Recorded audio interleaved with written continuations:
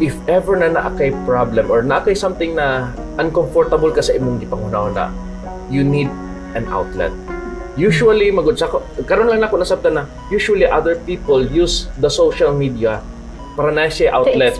Then, maghulat siya kung unsay respond.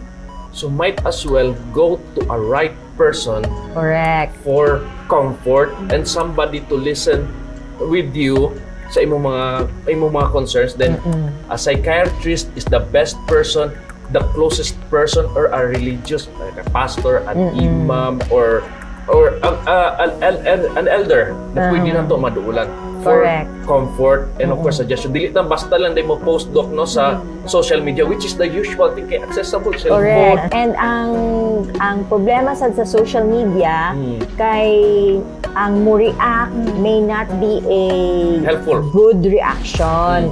So masamot pa jud ang imuhang mga huna-huna nga hala mas maayo pa jud nga mag-suicide na lang ko.